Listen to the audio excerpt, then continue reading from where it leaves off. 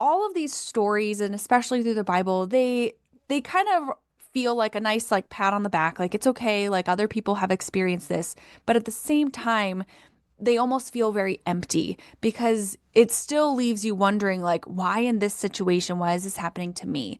And our practical brains kind of go to this, like, did I do something?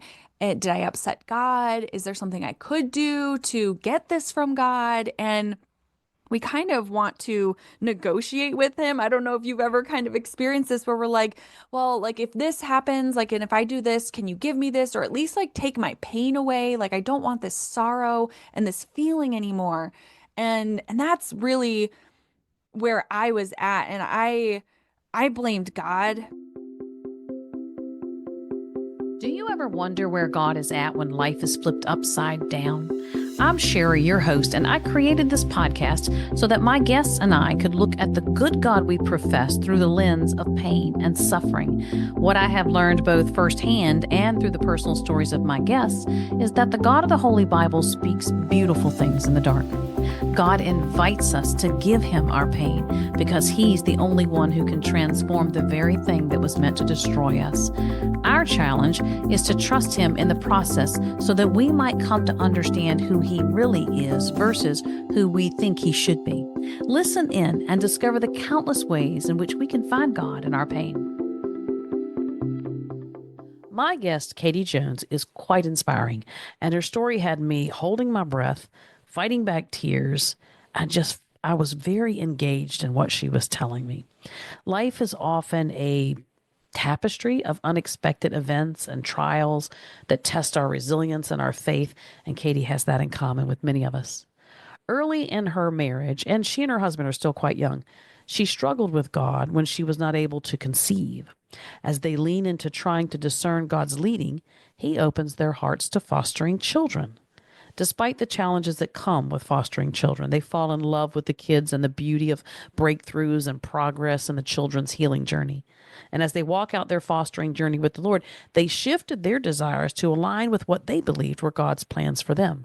No biological children, but rather the blessing of foster children. But her story takes a dramatic turn when she unexpectedly becomes pregnant.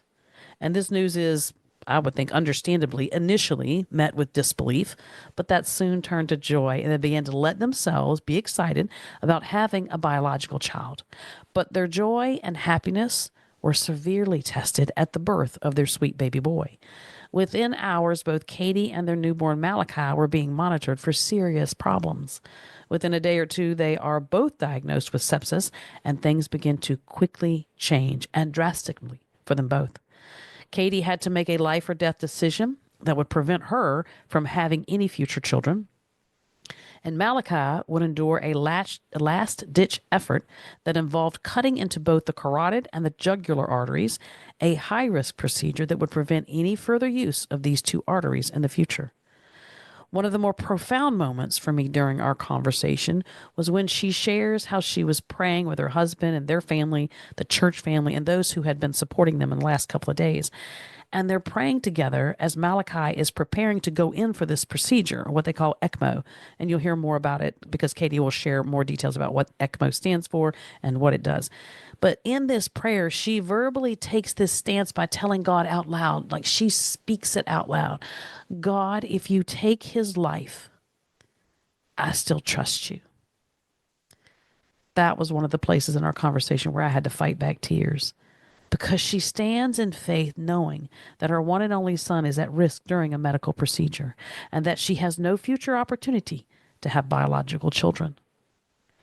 Katie's story is an incredible testament to resilience and faith and the power of community. She even emphasizes the importance of the church's support and the way God is working through the church as a global community of believers. Her experience underscores the belief that while God does not promise an easy life, he gives us the beauty of his presence and his faithfulness, and that offers us comfort, peace, and hope in the darkest of times. Listen into Katie's message of who the God of the Holy Bible is in the midst of loss and uncertainty, and may your faith be encouraged for greater intimacy with Jesus.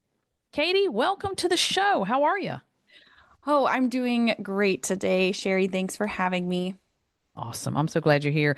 When you and I had a brief conversation prior to this formal recording, I was fighting back tears because Mm, everything that you talk about hits a mother right in the heart. yeah. And your struggle with infertility and making peace with the fact that you would not be able to have biological children. Then you and your husband fall in love with foster children, and Mm, out of nowhere, you get pregnant, a baby yeah. boy, and everything was amazing. But what should have been a low risk delivery turns very high risk to the point that Mhm. your life and the life of your son is in question. So before we get into the hard, painful parts, tell me a Mhm. little bit about your faith condition prior to the crisis of infertility. What sort of intimacy, if any, did you have with the God of the Holy Bible?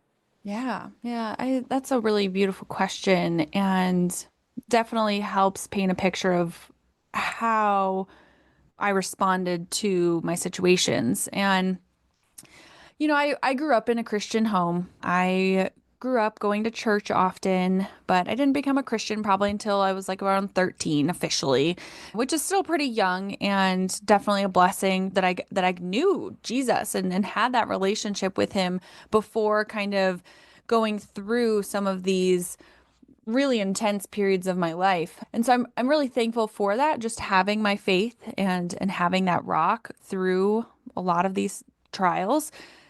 But I had never really experienced these kinds of challenges before. And so I wouldn't describe my faith as surface level or lukewarm, but it just never was tested in this kind of way to solidify who I really believed God to be. And so, yeah, I just going into these challenges of infertility, I would say I lived I've grew up in a white suburban middle class, neighborhood where things just came somewhat easily. And so I never really had to question God and his faithfulness to provide, or, I just felt like God was this person who blessed us really well. And we were just really, comfortable in that. And so to then come to a point in my faith where there was something I deeply desired, to be a mother, like that's beautiful. So many of us women have that desire, and to put this before God and to go for 3 years wondering, like, God, why not me? Like, why is this not happening? Why are you not providing in this way? That was the first time my faith had really been tested in a way that it just had not. Like, sure, yes, we growing up had certain challenges, one of which, our house burnt down, which was an immense tragedy. But it wasn't one of those things that, I wasn't living at home at that time. I was in college. And so I never really had these trials that really put me in a position to deeply ask the question, why? Like, why, God? Like this is really painful. I think there is a season where you're pointing your children to God, you're equipping them because you know life is not kind. You Mhm. know they're not going to avoid these hard, painful places and these even more painful questions. And so you're pointing them to God so that your hope is that's who they'll turn to. Because people, Yeah. when pain comes and when you're being separated from that which you hold near and dear to your heart, there's a grieving process that happens, and it can either draw you closer to God or push you further away. Everybody gets to choose which direction. So it sounds like you were being equipped to know where to go when life became Yes. very difficult. How long had you and your husband been married before you decided to start having a family? Yeah. So we got married in 2018. We started dating in 2015. And so, yeah, we got married a few years after we'd been dating. And we we were young, we were 24 at the time, and decided to hold off a little bit on having children and just wanted to spend some years together.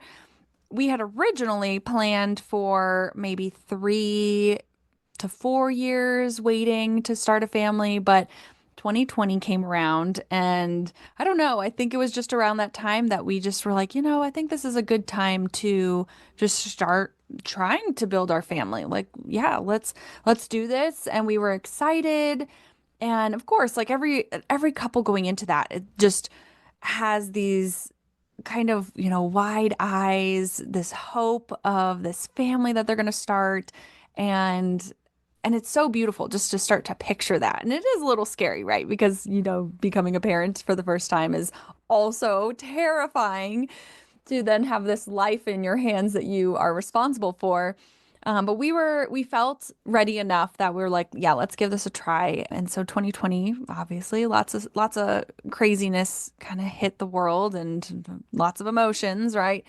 And it was interesting just going to the doctor and being like, yeah, we're going to do this and we're going to start. Is there anything that we need to know? And they didn't really give us any advice. Our doctor was like, well, just come see me if you don't if you're struggling after a year, basically. You're young, you're healthy, you're good, you should be able to get pregnant. And I was like, okay, great. This is awesome. And so to get that from my doctor and then a year goes by and I'm like, well, here we are. We haven't had any success, like no signs of success at all. And so that was really confusing to me.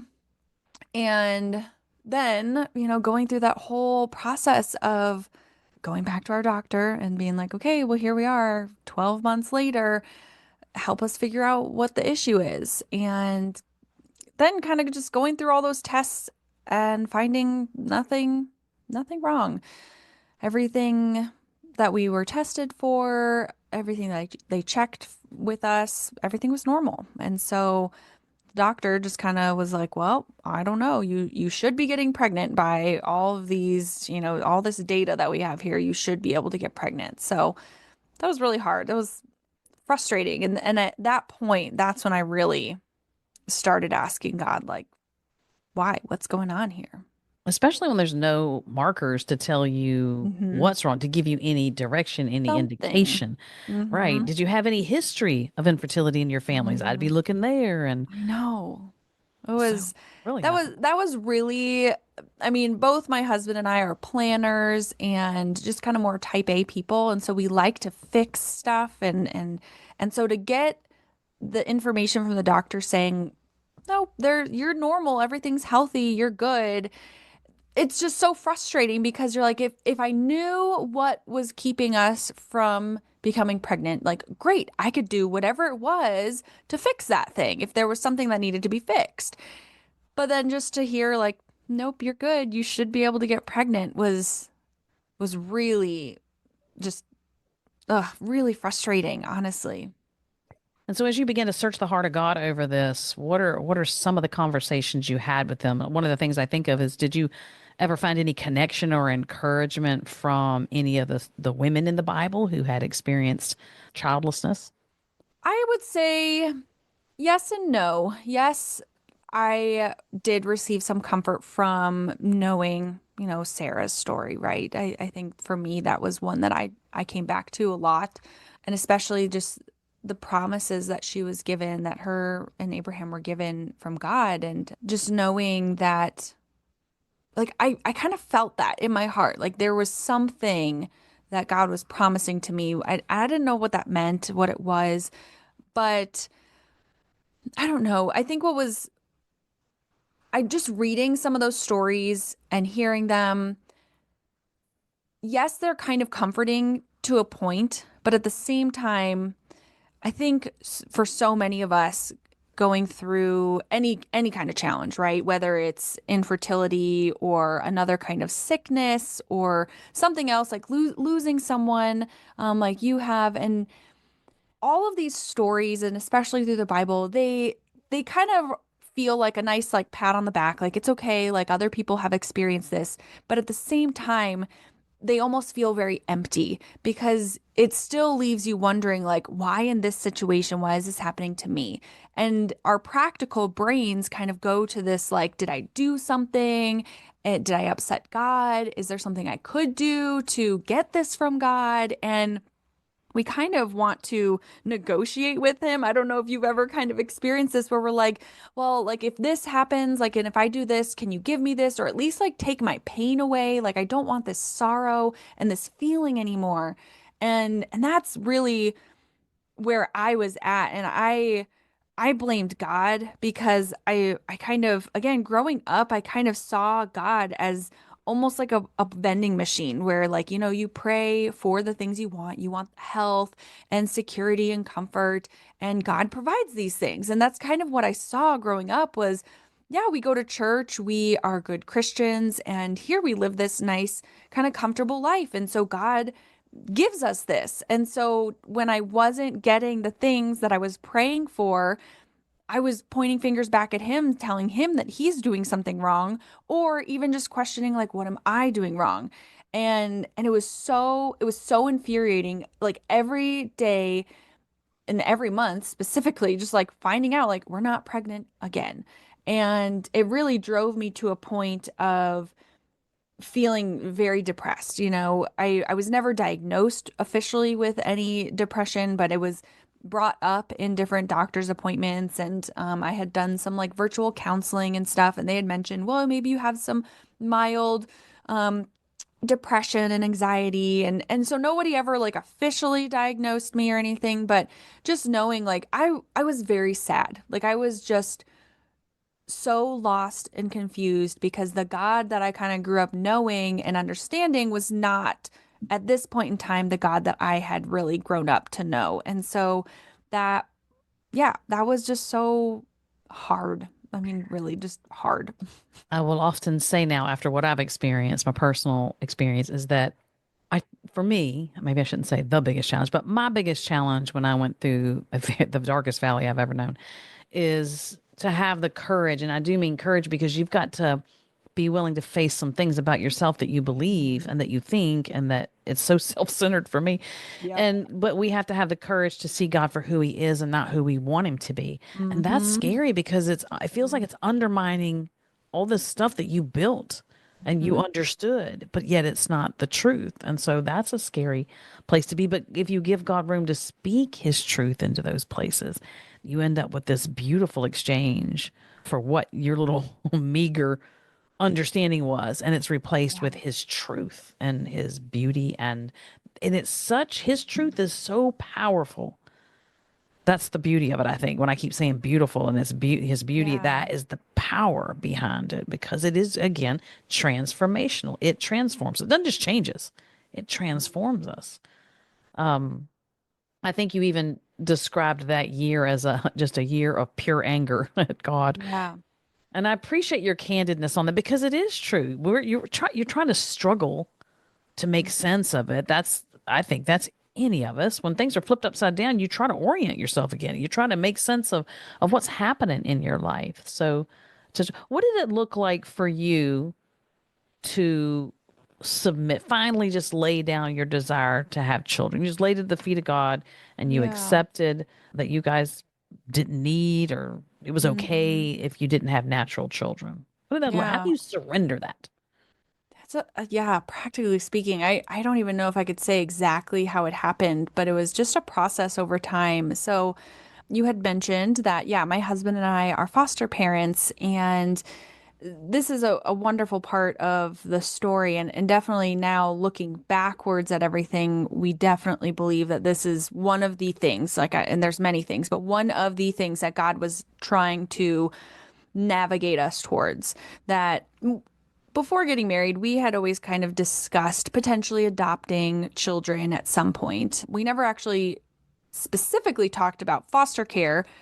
However, after about a year and a half of trying to start our family without success, God had been working on both of our hearts separately to bring us to looking at foster care as this potential option for what we were to do next. And it was one of those, it was just a day that my husband and I were on a walk, and he brought up to me like, did you know that there's like over 400,000 children in the United States that are in our foster care system? And I was like, holy cow, like no, I didn't realize that. And we started just exploring what that looked like and to become foster parents. And we're like, okay, well, God, maybe this isn't, maybe you're saying no to becoming biological parents right now. And so since we had both been kind of feeling this nudge to look into adoption or foster care, we honored that. And decided to be obedient just to looking into it and exploring it.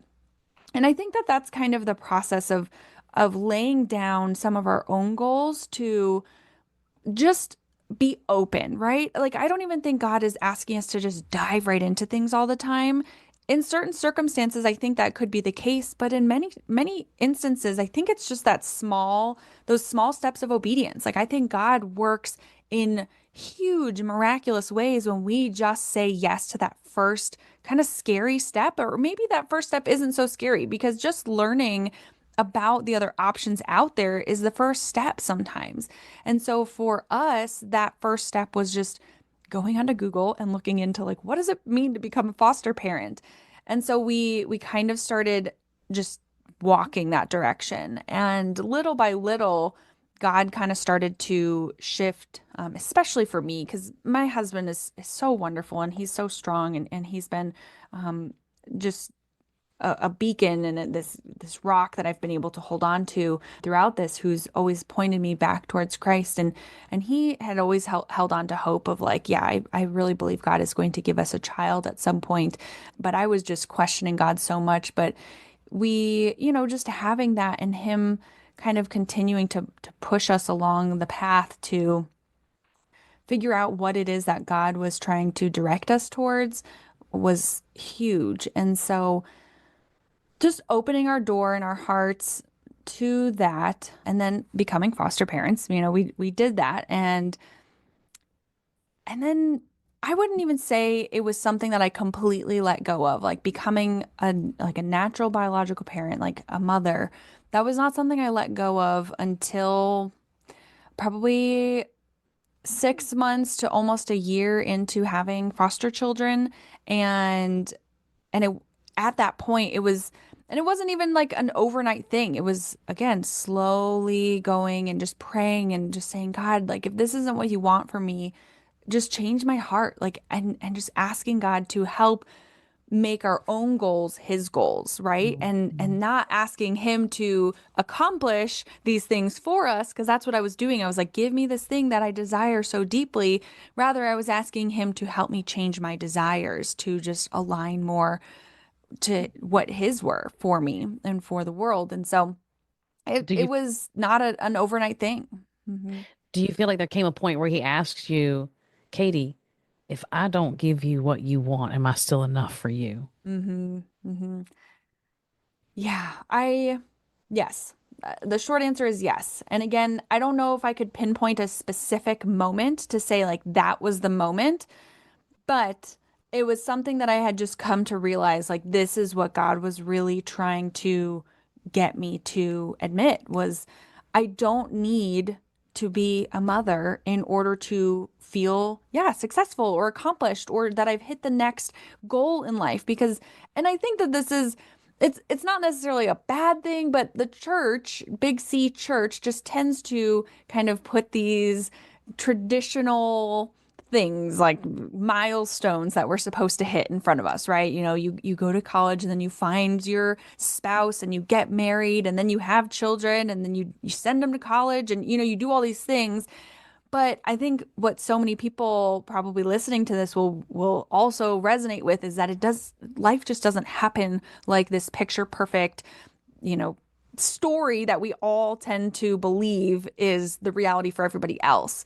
And and we feel really duped when that isn't the situation for ourselves because we're like, well, this is what everybody kind of preaches and says and talks about is what we're supposed to do. And so I was really frustrated because I'm like, this is the next thing, God. This is the next step in life, the next milestone I'm supposed to hit. Like, why can't I do this? Like I'm trying to be faithful and trust in you and I'm doing all the right things, right? Like and just questioning that and feeling so angry. But then yeah, it was little by little just continuing to abide in him and study his word and show up at church just to get poured into. There were so many days where I just didn't want to go to church, especially around like Mother's Day or Father's Day because it was so painful, right? Like those days are so painful. And when you have something you so want and everybody's celebrating this thing that you don't have, it, man, I used to try to make excuses for not showing up to baby showers of my friends or not showing up to Mother's Day events or things like that because it was so painful for me to experience the celebration of somebody else's kind of milestone that they had hit that I really wanted to also achieve. And so God at some point along the way just worked some hardcore spiritual work on me in shifting my mindset to be like, I don't need this thing, this status, this milestone in order to be someone to, I don't have to have this child in order to matter. And that's really what it came down to. It's like I mattered in God's eyes, and that's what's most important.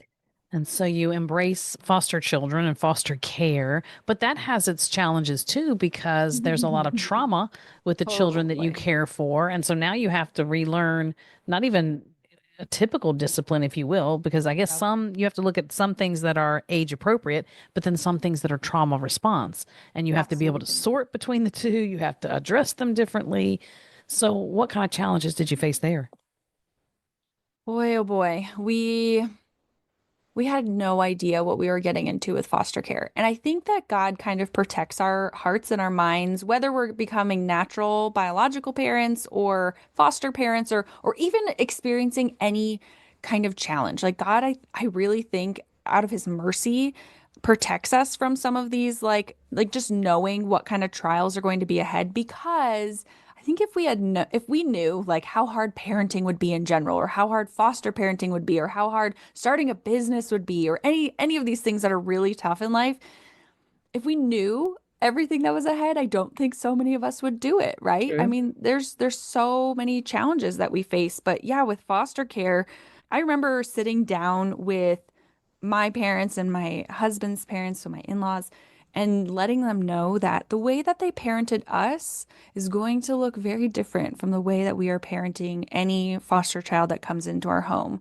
And there are so many stories I have where, my parents finally were like, "You're right, you're so right." And they were all very wonderful and supportive going into this, but we all kind of had this idea of like how we're supposed to parent. And of course, everybody has their own theories and you know, tactics of how they're going to parent, but as you mentioned, like trauma does something on the body and does something on the mind that nothing else does. And gosh, I mean, some of the challenges that our foster children have faced in life are things that none of us even could imagine experiencing, let alone, a child, right? And so you have to be very delicate. And I'm really thankful for the training that we received from this faith-based organization, this ministry kind of that we were a part of for fostering and teaching us really to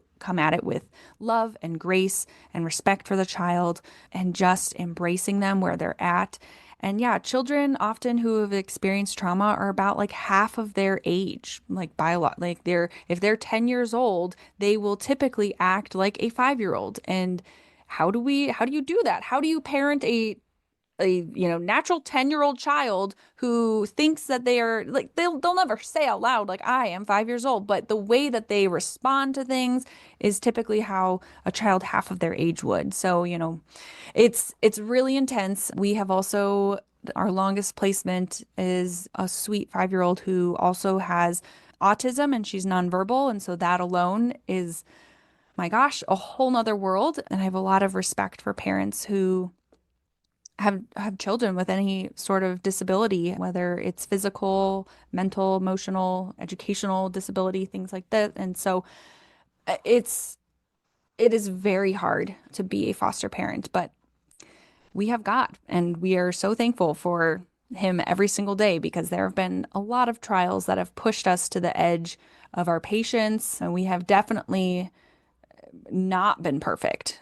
I mean, I will be the first to say, I would say every foster parent knows that they are not perfect I because was going to say, if it they get real, really they'll tests admit. you. I often think about us as orphans before we accept God's invitation to be His. Mm, Do you have yeah. any sort of insight or overlay or whatever about orphans and us as orphans with God? I was just curious to know if you had Yeah. even thought about that. Yeah, it's so beautiful. We have friends who have adopted children through foster care, and their stories are just so the beacon of light when their world, when you would look at it from paper, seeing all these tragic things that they have experienced and just the joy that they experience then being adopted and being chosen, right? And Yeah. I think that that is one of the coolest parts is like when we are adopted, we're, you know, when you have a child biologically, you just love that child because there's part of you in them. But when somebody has like gone out of their way to kind of choose you to bring into your family, there's something really sweet and special about that. And both children are sweet and special and a blessing. But it is just so unique when you have a child who has been picked to be brought into the family. And so you think about that and the way that God chooses us. We were so lost. We had no hope or future until he comes and rescues us and brings us into his family. And it's just so wonderful to know that. I feel like if we could strip everybody down to the one basic thing, I think we're all alike. And I think that it comes down to the fear of being rejected Mm, or for the fear of being alone.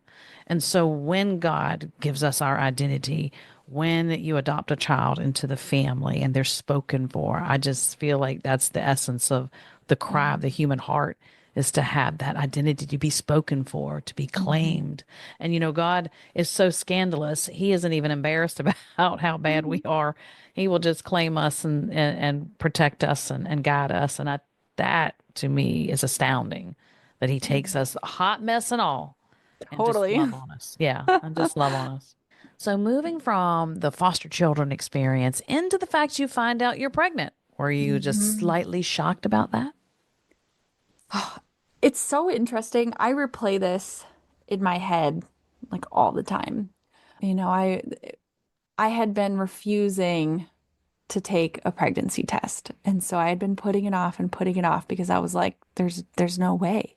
Like I was in my mind 100% sure that there was no way I was pregnant. And I finally said, okay, at the end of this week, I'm going to take a pregnancy test if there's no other signs.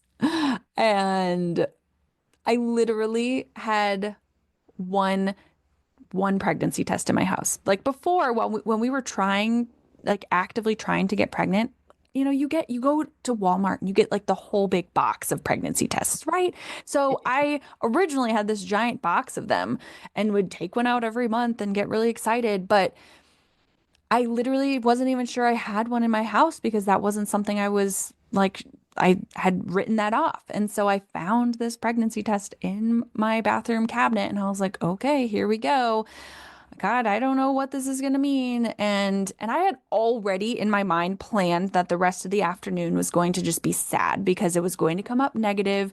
And I had planned a day where I was like, I don't have any other major responsibilities. I can just mope on my couch the rest of the day. So I'd like already like talked myself up into this space. Little pity party. Literally, like even before I had the information, I was like, this is going to be sad news, so I just might as well accept it now. So I went and take this pregnancy test and, put it on my counter and wait. I leave, I go eat lunch. I literally take like half an hour before I go and actually read the information on this pregnancy test. And I come back and it literally is one of those ones that has the words. It's not even like the lines like where you have to like interpret what the lines mean. It literally will say not pregnant or pregnant. And it said pregnant and I just like I was like frozen. Like I can remember this feeling of like almost terror go through me because I was like there's no way I'm reading this correctly. Like I know that this can't be right. And there was part of me that was actually kind of mad. Like God, why? Why now? Like I am okay with not being a mother. Like we have already discussed this. Hello? Like what do you think you're doing? And it's just so funny. And I go and sit down on my bed and I just keep staring at it with these wide eyes. And I'm like losing my like ability to breathe. Like it is such a weird like memory, but I can visualize it so clearly, this feeling and this moment. My gosh, but then the reality hits in and I'm like, I could be pregnant. But then again, a little bit of doubt also creeps in. So I go to Walmart. Again, I had already blocked off my whole calendar. Like this day I'm going to be laying on my couch, but I'm like, okay, we're going to go to Walmart. We're going to pick up some more tests. So I grab two more tests from Walmart, go home, take both of them. Like literally, I'm like, I have to be 100% sure. Do both of them, and lo and behold, they're all positive. And I was like, this is insane. Like so insane. So then I'm like, oh my gosh, I have to like tell my husband. And so I call him and I tell him that he has to come home early that day. And he's like, is everything okay? And I was like, oh yeah, no, I just want to hang out. And he knew something was up because I usually don't like tell him like he has to just come home. And he's like, okay, like yeah, sure. So he comes home and I have a whole little surprise like set up for him to like tell him that we're pregnant, and he like finally puts it together and he's like, "How? How did this happen? Like what?" And I was like, "Well, practically speaking, Right. this is how a baby is made and stuff." And it's Right. so funny, but just looking back at that and how funny it is. Like I understand like kind of the humor behind it of just like, yeah, we've gotten to a point where we just didn't believe it was possible. And here we are. Like we're Here we pregnant. are. And my gosh, yeah, it's just there was so much joy, but the moment that I found out by myself I was a little upset because I'm like, this took so long. But God, you were just so good and just knowing Faithful. and realizing I had to go through this journey to get here. Yeah. Well, you had a good pregnancy, right? It was a healthy pregnancy. There was no risk on the horizon, nothing to Totally. be concerned about. Totally 100% healthy, normal. The only like I would say bump in the road was like I was pretty nauseous in the beginning, and we used to joke like, like, oh God, like I prayed for being pregnant for so long and God's just gonna like be like, here, this is what you prayed for. And I was so sick in the beginning, but it didn't last long. And after all the nausea subsided, I had a very easy, very smooth pregnancy. I'm very thankful for the fact that I was pretty active and mobile and everything up until Malachi, my son, came. And so you go in for your delivery. Was it scheduled? Because nowadays they schedule everything. And with COVID back in the day or since COVID, they like to schedule pregnancy deliveries and whatnot. Hmm. Was it scheduled? Was it natural? It was all natural. We were going with a birthing center, and so they kind of do things not as medically, whatever and everything. So it was not at a hospital, planned to be at a hospital. It was planned to be at this birthing center to potentially even do like a water birth and all this stuff. And so, yeah, just totally natural. I finally went into labor about a week, yeah, like a week after our official due date. So he was coming kind of late. So, Hmm. yeah. But he makes a big entrance. Oh, actually, the delivery itself sounds like it was pretty normal. I mean, it maybe took a while, if I'm remembering correctly. You said it took a while for you to Yeah. actually deliver. Yeah, so the actual like start of everything was very normal. Again, nothing crazy. My water broke at home and we went to the birthing center, got comfortable there. It was, just wonderful, kind of relaxing place, and everything was going really smoothly. But yeah, my labor was very long. It was probably over 36 hours, I think, total. I'd have to go That'll back and wear do the you out math. in But no time. yeah, I was at the birthing center and things, we had been there for 12 hours or so. And I was getting really, really exhausted and I was fully dilated. Malachi should come out, but he was kind of just stuck on a bone, I think just like my pelvic bone, and he was just not budging. The midwives were trying to help kind of maneuver him and get him to come out and everything. And at that point, I was getting really exhausted and my blood pressure kind of started to drop. And so it was getting a little low. It wasn't nothing dangerous. Again, nothing scary at this point. It was just kind of they were like, okay, you're exhausted, your blood pressure's dropping. Maybe it's time to go over to the hospital and just be there. We can still do it how we want to do it. But we got there and I was at that point just in a lot of pain, so tired. And so I did end up getting an epidural. Yes, they can do epidurals even when you're basically 10 centimeters and the baby should be coming out at any moment. And I was able to sleep a little bit. So they were like, okay, we're going to get this in you. You relax, gain your energy back a little bit. And then finally they woke me up. Probably at this point it was 6 a.m. or something. And they're like, okay, it's time. We're going to get this baby out of you. He was born normally and that was great. And he came out and we were able to welcome him into the world. And for a few hours, everything was wonderful, great. We got our skin to skin time and just snuggling. We got to take a nap together. He was even breastfeeding, and it was just beautiful. Like it was like we have our baby. He's here, and it was just so wonderful. But then all that got turned around, I guess, but kind of slowly, really, because I don't think they wanted to alarm you. But until they get to this Mhm. serious thing where we're going to airlift you to another hospital in Denver, Mhm. and you've got to make a life or death decision Mhm. for Yeah. yourself. And even Malachi is Mhm. struggling because his lung has collapsed. Both of you have sepsis. So talk to us about the time they're like, "Oh, we're going to airlift you over to Denver." Yep, just like you said, it was little by little. We had, I think we estimated it was about like 5 to 6 hours of like normalcy after he was born. Just that beautiful bliss of you and your new little family together.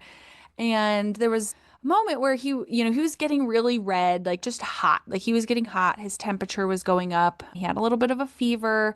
And so they're like, we want to move him over to the little incubator and monitor him from over here, check his vitals. He kind of was like struggling to breathe just a little bit. Not, again, nothing like, oh my gosh, what's happening? But it was like, we just want to watch him. So they move him over to this little incubator. He's right there in the room with us. We're watching him. So sweet. I was able to take another nap, which was great. And and then they're like, we'd like to actually move him over to our NICU. So that way, overnight he can be monitored really closely and, just in case anything happens. I'm like, yeah, that's fine. I understand. It was a stressful birth for both of us. Like, why don't you do that? I got some good sleep that night. I was also, I had spiked a fever at some point along this path. They had just kind of started me on some antibiotics just to be safe. And I was like, yeah, whatever. At this point, just take care of me, take care of my baby.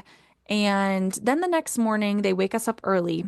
They come in and they're like, we're a little concerned about Malachi. Nothing major. We would like to move him to a different hospital that has a better NICU. They have better resources, better specialists, just to keep an eye on him. And I was like, okay, that sounds great.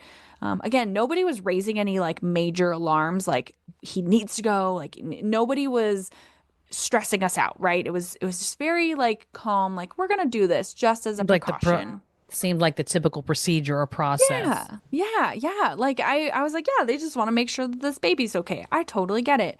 So he gets moved that morning, and like an hour after they come to tell us that he's being moved, they come and they're like, you know what? We're actually gonna move you also to this hospital. There's a children's like side of the hospital and there's also an adult one. So we're going to move you to be a patient there as well to continue to monitor you. Again, people had said like I likely have an infection, but they put me on antibiotics, right? I should be fine. But I was like, okay, well that's interesting. Sure. We watched this helicopter land. Like our window that we had was overlooking the mountains of Denver or of Colorado, first off, which was so beautiful. We loved it. It was like, wow, this is so wonderful. But it also we could see the helicopter pad for the hospital right there. And we watched this helicopter come and land. And my husband and I were joking, like, oh, that's probably for me.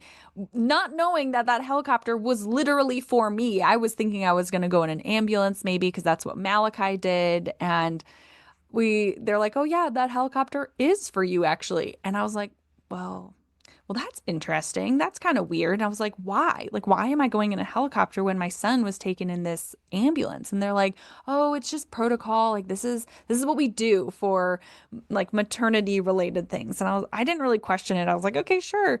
Honestly, at this point, I was feeling like okay. Like I was definitely exhausted. Don't get me wrong. Like I'm like, I just had this crazy labor.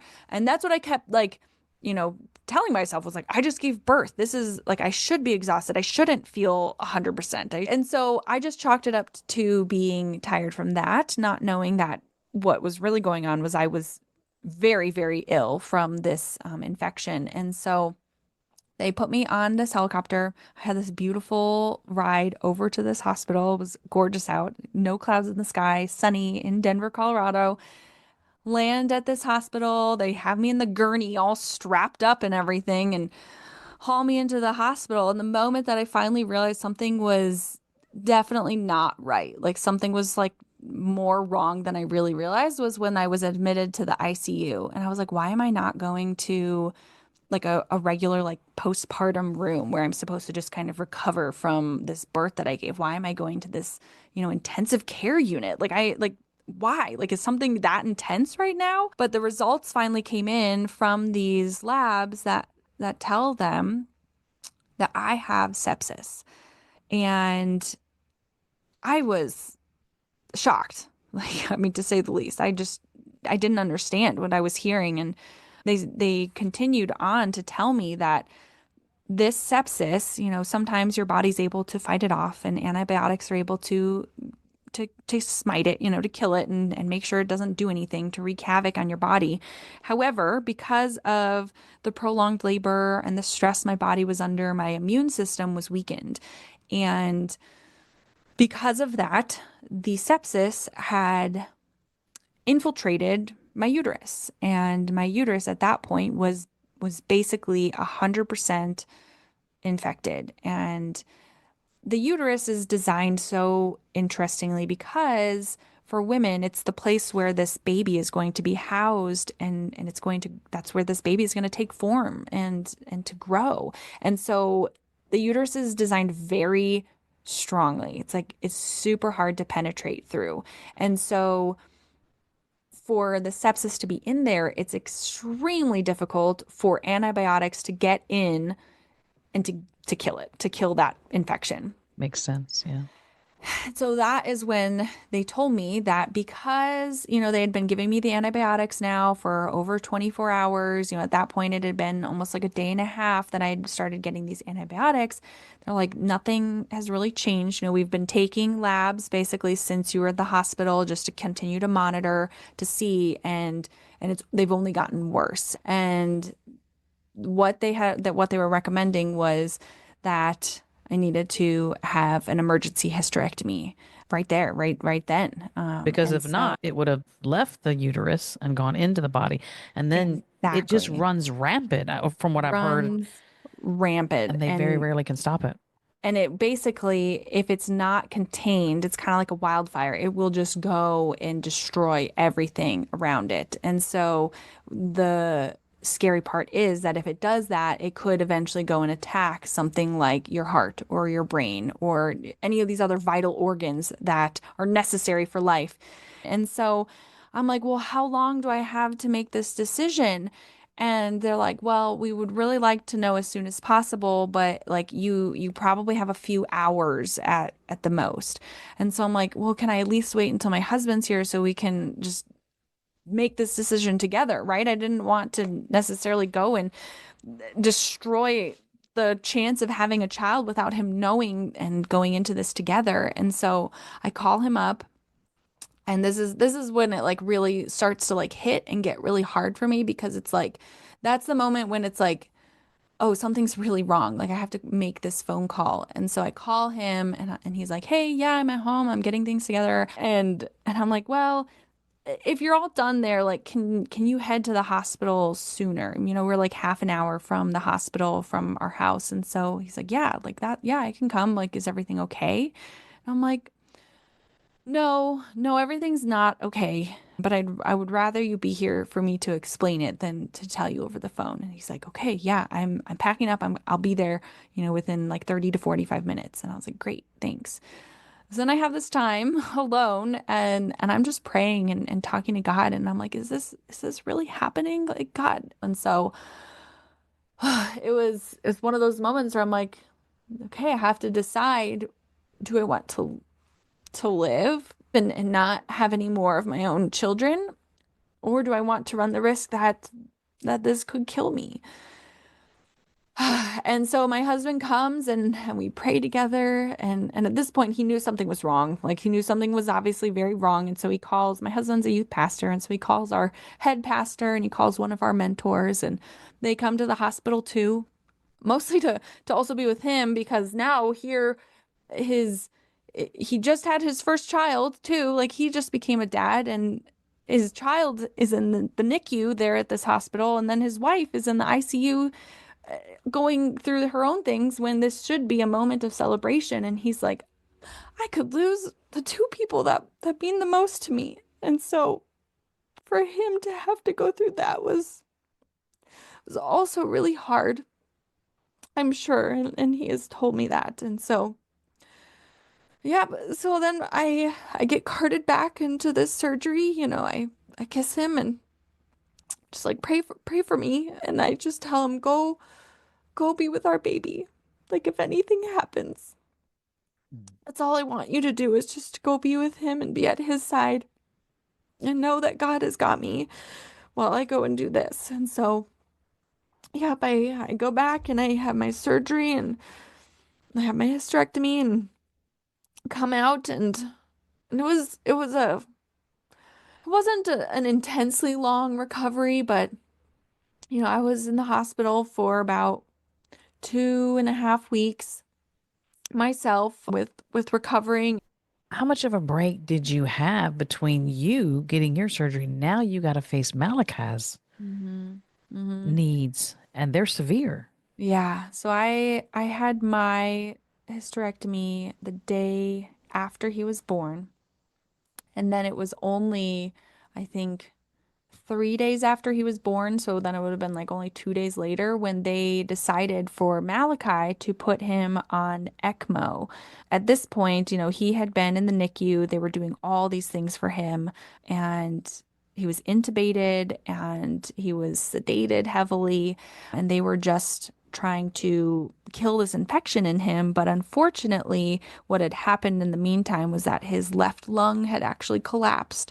It was so scary just knowing that like this infection that was in me had hurt him so much too. And so I didn't get to see him for a couple days because I was like like bedridden myself from this surgery. And so my husband was going and being with him as often as he could. And after a couple days of no success for his lung, it wasn't improving. They finally decided to put him on ECMO. It's an extracorporeal membrane oxygenation, which I'm sure everybody knows exactly what that means, right? I Sounds had no intimidating for idea sure. what ECMO was until this experience. And what the ECMO machine basically does is they have to cut into the carotid and the jugular arteries in your neck. They put in these big tubes into these arteries and they pump all of the blood from a patient's body, put it through this machine, which acts as the lungs and the heart. And so it puts oxygen back into the blood and then it pumps it all back into the body. And so now your body gets the oxygen it needs because the heart and the lungs aren't working properly in order to do that. And so they told us that, this is the last ditch effort for a patient when they're undergoing any kind of intense stuff like this. And the reason it's the last ditch effort is especially for itty bitty babies and Right. children, when they cut into those arteries, when they take it out of their body, they have to cauterize them. They basically are no longer viable for pumping blood because they're Wow. so tiny that it's just not possible to just repair them. In adults, occasionally they're able to kind of fix them and they're still usable and stuff. But for children, it's like that's it. Like they have one chance to do this, and they can't ever go back on this machine again if like once they're taken off. And so it's like a major, major procedure, and it's very successful. It has really, really great success rates, but it's still, I mean, with a lot of medical things, there's a chance someone could die on it, and so I remember my son ended up in King's Daughters at 4 weeks old, mm, and they want one of the tests they wanted to run on him was meningitis, and they could not find. He was 4 weeks old. The veins were so little they could not yeah, find them in order to do a an IV, and so they told me they're going to have to go through the veins in his head, which they yeah. didn't. Someone found one in his arm, but nonetheless, to the point you're making, that the veins are so tight. What was Malachi? 1 week? Not even. I don't even think he was a full week old yet. That when they decided to do this, I think he was like 4 or 5 days old. Through our Okay. process, even so, while he was on ECMO for about 8 days, and yeah, in that process, he had IVs all over him. Both of us. I kind of just laugh like both of us had IVs just all over us at certain points. But he did have one in his head at one point. He had one in his foot, on his like thigh. I had one in my foot at one point, that was so uncomfortable. I Yeah. hated that. But it's just watching this little itty bitty baby who you just gave life to and watching him go through that is, yeah, and just feeling so helpless. You can't do anything besides hold his little hand and pray and just pray and pray and pray and pray and pray. And it's like that's what I did with my days was just praying over my son. We were talking earlier, and you shared that you told God, if you're going to take his life, Mm, I still trust you. I will not let the enemy win. That type of faith in such an intense circumstance reminds me of like the type of faith that Jesus displayed when he had set his face toward mm, Jerusalem, knowing he was yeah. going there to die. Just the complete abandonment of self. So you'd had this hysterectomy, and you knew you were not going to have any further biological children, and you make peace with whatever God chooses. And so Yeah. to stand with such incredible, unwavering faith makes me think you've already been through some things with God. Was it that season of uncertainty through being childless and wrestling with God? Mm, It would seem pretty brutally cruel that God mm, allows you to get pregnant. And now you're facing the reality that you may have to let your baby boy go and return to the arms of Jesus. Where, how mm. did you arrive at such resolute faith, even though everything looked so very fragile and unpredictable? Oh gosh, yeah. It's only through the Holy Spirit that I was able to pray those words out loud. It was the day that Malachi was going on ECMO. So, again, we were like, this is the last ditch effort. We need kind of all hands on deck. And so we were in my hospital room and it was me and my parents, our pastor and his wife and my husband, and we were all holding hands and praying for this surgery that Malachi was going to go through. And I was praying out loud with everybody that, yeah, God, if you take his life, I still trust you. And I remember just crying through that, but declaring those words out loud because I knew like the enemy is not going to win here. He is not going to be able to declare victory over this battle because no matter what happens, like God is still good. And that is what I wanted to tell everybody that I was trusting in God. Like I wanted other people to know that like, yeah, like this is so hard, but like I trust that he is good even in the midst of this. But I don't think I would have been able to say those words without going through the trials that I had already faced with struggling with the infertility. And then even when we had foster children or, the beginning, especially of having foster children, we just faced so many challenges with them that I'm like, God is still good. God is still good. And being able to see his faithfulness in the past, I knew that no matter what was going to happen now, that he would still remain faithful to me and to us. And so, I mean, I am I praise God every day. every day for the life of my son. And I'm just so thankful that he chose to save both him and I, because now every day is just such a blessing to get to hold him and see him and just know this gift that God has given me. And it's not, I don't just praise God for this gift. It's one thing to say like, "Oh, thank you God for him," but I wanted him to know, that if even if my child wasn't here, that God is still good and that I would still praise him. I know God sees death differently than we do because he's not separated from anything he's created. It is all present to him and he is engaged with all of it, whereas we are separated from those that we love. And so that's a hard, if not the hardest, reality in this life to come Mm-hmm. to terms with. What would you say to someone who is struggling with the fact that the good God they profess allowed pain and suffering into their life? Is there anything that you want them to know about God's heart and the reality of trauma and loss? Sadness is real, and I know that we are not promised an easy life. It doesn't make any moment easier knowing that, okay, well, of course, life is going to be hard.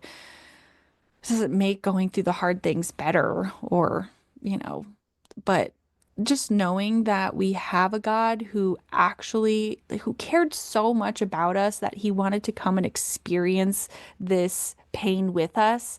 Like the fact that Jesus came down and walked the same kind of trials that we face every day and even like tenfold because he went and sacrificed himself on a cross on our behalf and then bared the burden of all of God's wrath through that.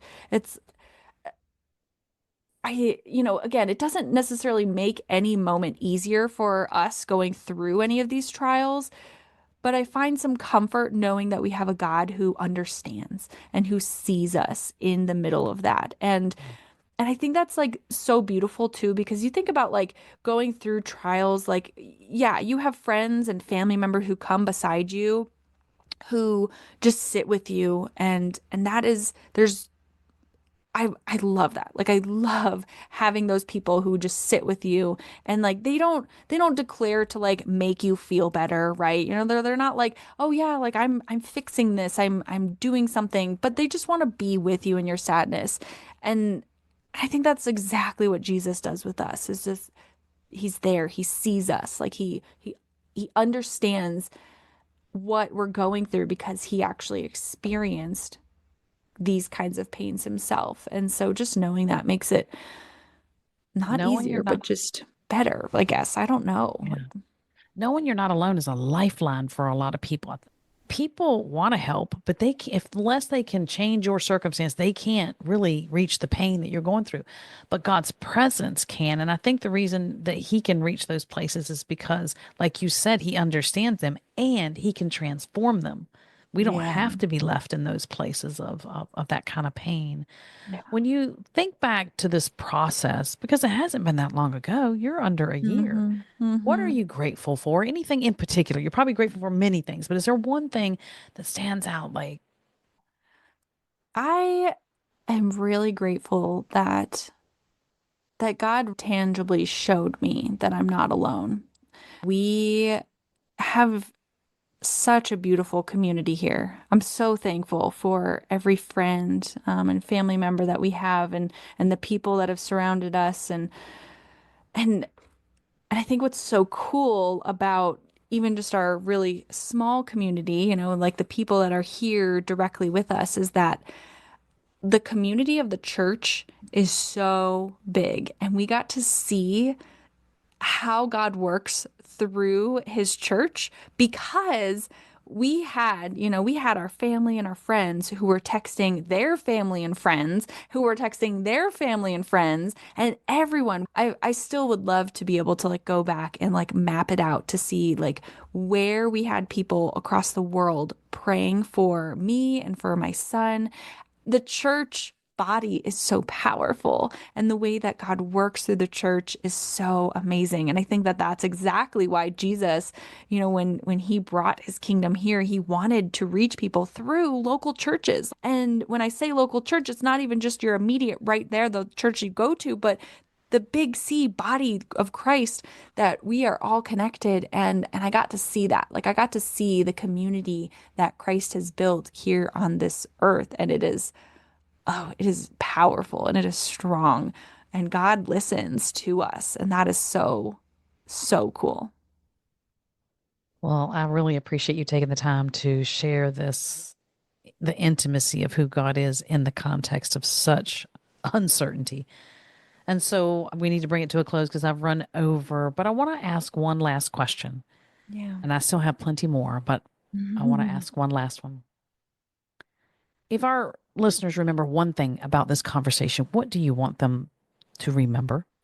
Recently, just this past weekend, we're going through the book of Job right now. And what's really unique about Job's story is that Job doesn't know about the conversation that's going on between God and Satan, right? There's this overlying conversation where God's like, yeah, test my servant Job and see what happens. And Satan's like, yeah, you'll see. He'll turn away from you at the moment that you take everything good from this man.